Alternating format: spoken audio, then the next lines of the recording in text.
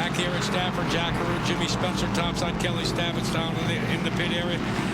90 laps have been completed, and we have a barn burner up front. Ron Silk, who has led for most of the laps. Eric Beers, who started out the pit, have been going at it, Jimmy, for about the last 4 or 5 laps. Tires are going away across the board, and right now, these two are in the midst of some heavy race traffic. What's a little surprising is we saw Beers drop all the way back as far as 5th, and some 2 seconds back, but he has marched his way back to the front and now putting a lot of pressure on Silk. What about Mike Stefanik? What about Ted Christopher? What about Bobby Santos? That is the points battle with only 2 races, this one and Thompson, left to go. Beers continues to hammer on that wide rear bumper of the Norwalk native from 27 years old. Stefanik right now leads Santos by 1. Santos is in 4th. Christopher is in 7th. I'm sorry, Santos is in 8th. 7th is Christopher, and 6th is Mike Stefanik. And Mike Stefanik was looking like a contender for the win early in this race, but he has slipped back as far as he has all day, but his car is not as good as it needs to be. Santos is a little loose, and Teddy's not. I think Teddy's probably the best of those 3 right now. Meanwhile, on the inside, here he goes, the number 76, trying to get around the John Blewett Ling Trucking Special, has put Eric Beers back into the lead. And Beers started on the pole, dropped back, took the lead. Car's looking really strong right now.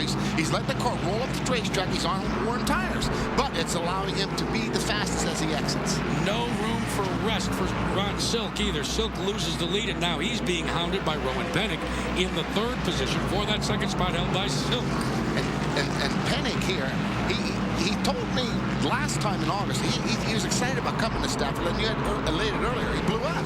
I was talking to him earlier, and he says, you know what, Jimmy, I have a pretty good car. So he's shown he's pretty tough right now, running in 3rd. And give a shout out to that 51 car, Justin Bonsignor. He won the pole position, the Coors Light pole award, going yesterday. Last car out to attempt qualifications, and he smoked him. And he didn't do that well in the early going here. But Jackie, that's another one. We saw Beers drop back. We saw Bonsignor not moving through the field as quickly as he needed to, but just established himself about 25, 30 laps ago that his car seems to have come to life. And what happens at Stafford here, the track's not changed a lot, but the track will take rubber and the groove, and the driver will find a groove that he likes. It's obvious Beers found a groove, and so has Bonsignor. That 22-year-old driving car number 51 hails from Holtzville, New York. He is a fiber optics technician when he's not racing. What's fiber optics? That's all that stuff you get with your computer, TVs, and digital this and digital that. But here's the great thing. I said, well, why did you take that job? He says, because my boss will let me take time off, all that I need to go racing. And I think the thing is that you bring a great point about the modified guys. A lot of these guys have 9-to-5 jobs. They just love 9 to 5. the modified like 9 to 9. Yeah, 9 to 9. But they love the modified tours. The fans up here that they can do too. All right, 101 laps are in the record books. That means there's 49 left. Jimmy Spencer, if you're driving right now, what are you telling your crew chief? I'm nervous right now, Jack, and the reason why I'm nervous is because, you know, we've run 100 laps. Oh, we have a caution. This is what the drivers were hoping for, was a caution. Do you hear that heavy breathing? I'm one of them. Because getting back to this, Jack, what you wanted to... That's Dale Cornely, by the way, that brought out the caution. And you bring a great point up. The driver's nervous because he's saying, listen, I want to get some fresh tires on this car. And you know what you say? You can do it now. Absolutely. And a good time for the caution to come out, strictly because we could see those tires were worn out, and it is time to, as Mike Stefanik said, get that tire rotation going. But Eric Beers, let's reset the field quickly. Beers is your leader in that 76 car. Ron Silk, who led for a long time, has dropped back to 2nd. Rowan Pennick is being shown in the 3rd position, followed by Justin Bonsignor, Eric Byrne. Mike Stefanik is in 6th. Ted Christopher 7th. Bobby Santos 8th. Ryan Priest, now he pitted early.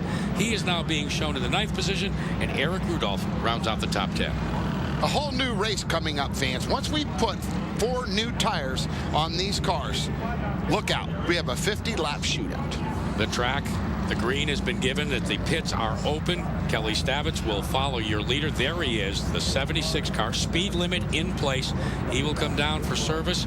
And Kelly, right behind him is what seems to be the rest of the starting field. Yeah, as you can imagine, most of these guys were just waiting for that caution and for that leader to come in. And here he is, Eric Beers, in that 76.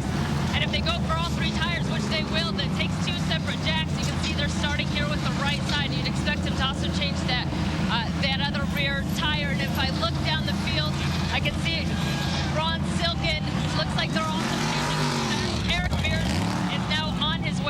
finish here is 6th. He looks to better that here Do today. you see your points leader, Bobby Santos? Remember at the last race, he has that #1 pit position. He can't get in straight, Jimmy. He is right out in harm's way. He is, yeah, but not the harm's way as much. He has blocked Mike Stefanik in the pits. I want to tell you something. I believe the boy could have done a little bit better job. That really was detrimental to Mike Stefanik's pit stop. Probably cost him the spot that Justin Bonsignor got by him as Stefanik had to go into the reverse gear. 103 laps have been completed. Pit stops and new tires, the order of the day. The big thing here is now they have been talking to their crew, what the car's doing. The crew chief probably made some adjustments. He could make some tire adjustments, tire pressure, and this here is the key. You're not going to be able to pit again. You're going to have some 40-some laps to go. Championship on the line. You don't have to worry about saving the tires now. You just go to the end and you go, hey, you know, old saying, drive it like you stole it, Jack.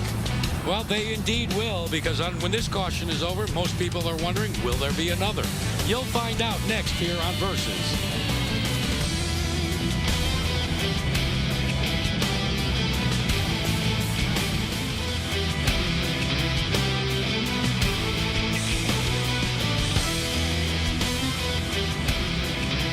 Back here getting ready to go back to green. You see that front row. That's Eric Rudolph on the outside, Ryan Preece on the inside.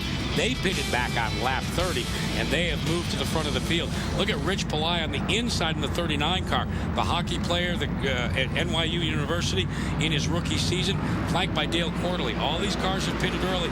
Eric Beers is that first car on the inside in row 3 that has newer shoes than the guys in front of him. This is going to be interesting because these guys have a lot of laps on their tires, but they're thinking track position is going to be more important than tires right now. Time will tell. Rudolph sprints to the front, and here comes the 19-year-old kid, hot on the trail again. This kid, Ryan Preece, has just treated us to some outstanding racing since we started covering it on Versus.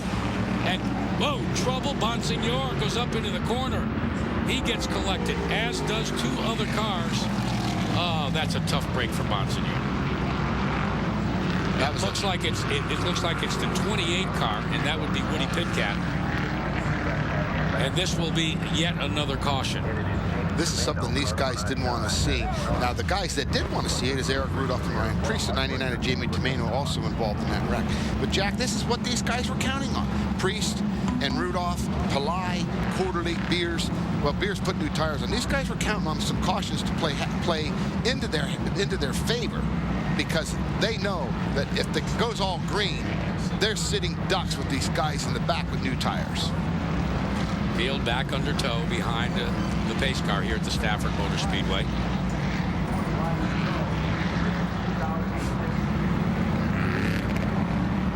I want to go back, Jimmy Spencer, to that last caution period when at the end of pit road, the #1 position is owned by the 4 car, Bobby Santos. Take a look at what happened here, Jim. I think this guy could use a lot better judgment. When we see him make it, his car stop, he rolls it to a stop. He's got his right rear out, which is legal in NASCAR, but he blocks his Stefanik. But if you look in front, Jack, he's got at least another 6 to 8 feet.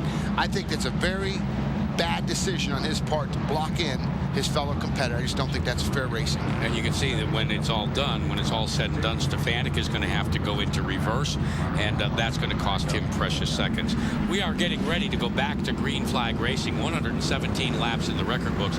There is an 18-year-old Eric Rudolph on the inside of row 1, flanked by a 19-year-old Ryan Preece on the outside of row 1. Then Dale Quarterly and Richie Pillai fill out round 2. Oh, Pillai gets loose on the start, tips to the inside and gathers it up. But who will have the advantage going into 1? Ryan Preece puts the Bowler family #3 out front for the first time today. Remember, he pitted early, Jimmy. He pitted, like you said, on lap 30. And this is interesting now, because what they're going to have run into is these guys that have pitted on lap 30 are not going to be as fast as these guys who do tires. They're going to start stacking these guys up with 109 laps complete. And talking about a stack there, you see it.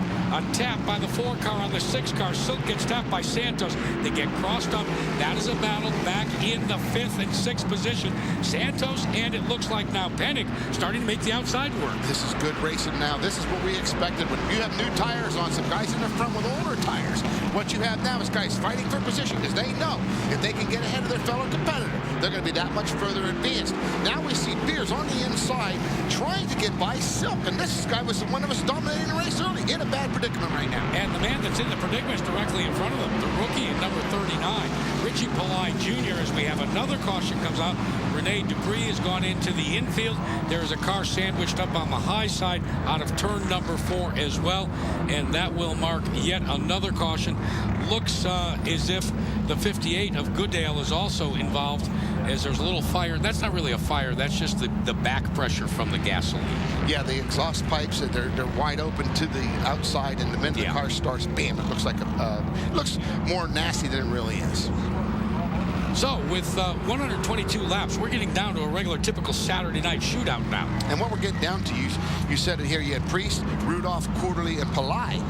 The first guy with new tires is Silk. So, you know, with less than 30 laps to go, this is going to be pretty interesting. We will come back to catch the green flag, which very well could be the final green flag of the race. Right after this, you're watching the NASCAR Whelen Modified Tour right here on Versus.